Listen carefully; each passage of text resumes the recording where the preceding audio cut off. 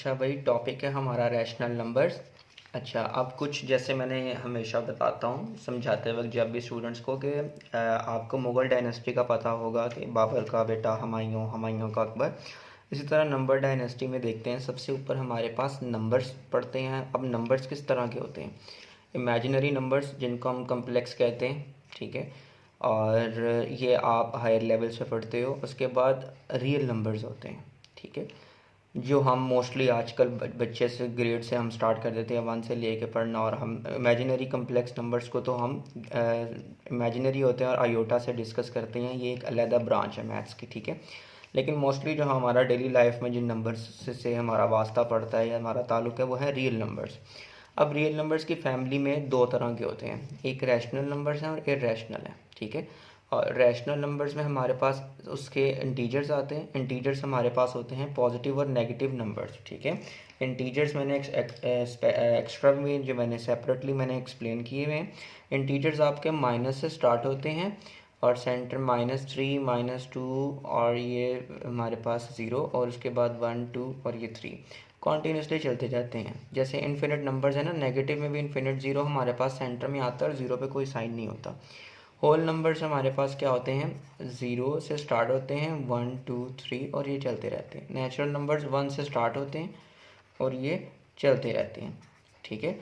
हर whole number के अंदर हर whole number सिवाय 0 के बाकी सारे नेचुरल नंबर हैं। इंटीजर्स के अंदर ही आपके होल नंबर्स भी आते हैं और नेचुरल नंबर्स भी आते हैं, ठीक हो गया।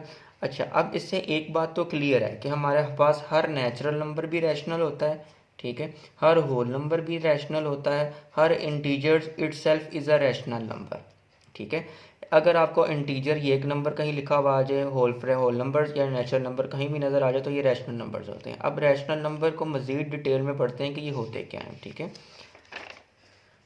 अकॉर्डिंग टू डेफिनेशन, सिर्फ डेफिनेशन ही पढ़ लेना काफ़ी नहीं होता, हमने डेफिनेशन भी देखना है, क्योंकि हर चीज़ डेफिनेशन पर पूरी अमल नहीं करती या पूरा नहीं उतरती। कैसे? इधर देखो, रैशनल नंबर की डेफिनेशन के अकॉर्डिंग कि ये p/q या p/q की फॉर्म में रिप्रेजेंट किया जाता है। इसका मतलब ये कोई फ्रैक्शन है हमारे पास, ठीक है, जिसमें फ्रैक्शन के नीचे हम डिनोमिनेटर डाउन वाला होता है, डिफॉल्ट डाउन हम नीचे नहीं लिख सकते, ठीक है। क्या नहीं लिख सकते? 0 नहीं लिख सकते। q नॉट इक्वल्स टू 0 है, ठीक है। तो मेरे पास q जो है वो 0 नहीं हो सकता। आप कैलकुलेटर ट्राई करके देखो, उसमें अगर आप जब भी डिनोमिनेटर में 0 लिखोगे आपके पास आंसर अनडिफाइन आएगा। अच्छा, इसका मतलब है कि कोई भी चीज़ हम फ्रैक्शन में लिख लें तो हमारे पास जो है वो रैशनल नंबर होगा। बज़ाहिर डेफिनेशन के ऐसे ही लगता है, इसके सिर्फ q 0 ना हो तो उसके अलावा हर फ्रैक्शन रैशनल नंबर है, लेकिन ऐसा नहीं है, ठीक है। हमारे पास जो रैशनल नंबर्स कॉमन हैं, जैसे 1/3 है, ये रैशनल नंबर है। -3 मैंने आपको बताया, कोई भी इंटीजर हो, होल नंबर हो या हमारे पास नेचुरल नंबर हो, तो हम उससे सारे जो हैं हमारे पास वो रैशनल ही होते हैं। अब ये -3 है ना, मैं इसको फ्रैक्शन में करने के लिए नीचे 1 लिख दूंगा, ठीक है। -3/1 इटसेल्फ -3 के इक्वल है, ठीक है। √4 का आंसर हमें पता है 2 आता है, तो 2 हमारे पास नेचुरल नंबर भी है, होल नंबर भी है, इंटीजर भी है ये, और इसके नीचे 2/1, तो ये भी p/q की फॉर्म में हमारे पास आ गया, तो ये भी हमारे पास रैशनल नंबर है। अच्छा, अब कौन से नंबर कौन सी फ्रैक्शंस ऐसी हैं जो हमारे पास रैशनल नहीं होती? इसको डिस्कस करने से पहले हमें ये 4 टर्मिनोलॉजीज़ का पता होना चाहिए, ठीक है। टर्मिनेटिंग डेसिमल्स क्या होते हैं? ऐसी फ्रैक्शन को सॉल्व करें कि जिसका आंसर हमारे पास ऐसी फ्रैक्शन को सॉल्व करो जिसका आंसर मेरे पास रुक जाए। 1/2 को मैं डिवाइड करता हूँ, मेरे पास आंसर आता है 0.5, इसका मतलब है टर्मिनेट, रुक जाना, ये 0.5 पे रुक गया, ये डेसिमल्स मज़ीद आगे कंटिन्यू नहीं हुए, ठीक है। नॉन टर्मिनेटिंग का मतलब है कि कंटिन्यू रहना, ये टर्मिनेट नहीं होता। जैसे मैंने एक फ्रैक्शन ली है 1/3, होपफुली अगर इसको डिवाइड करें तो मेरे ख्याल में आंसर ये आता है 0.333 आपके पास चलता रहता है, तो ये आपका टर्मिनेट नहीं होता। अगर आप डिवाइड करो तो ये मुसलसल कॉन्टीन्यूस फ्रैक्शन चलती रहती है, ठीक है, तो ये आपके पास नॉन टर्मिनेटिंग डेसिमल्स है। रिकरिंग का मतलब है रिकर होना, बार बार रिपीट होना या पैटर्न होना। ऐसी फ्रैक्शन जिसको हम सॉल्व करें हमारे पास कोई पैटर्न आ जाए, ठीक है। अब वो पैटर्न रुक भी सकता है, इसमें रुकने का और चलते रहने का कोई प्रोसेस नहीं, इसमें सिर्फ हमने पैटर्न को नोट करना है। फर्स्ट करो, ये देखो 1/3 को ही मैं रिपीट करता हूँ तो मेरे पास 0.333, तो ये रिकरिंग, इसमें पैटर्न है क्योंकि ये 3333 मुसलसल चलता आ रहा है, ठीक है। 1/2 मेरे पास 0.5 है, 0 0 0 0 चलता आ रहा है, ठीक है। तो इट सेल्फ हम इसमें कुछ ना कुछ पैटर्न ढूंढ लेते हैं।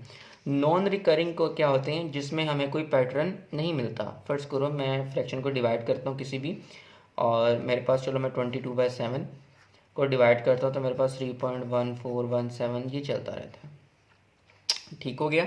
तो मुझे इसमें कोई ख़ास किस्म का पैटर्न नहीं मिलता, ठीक है।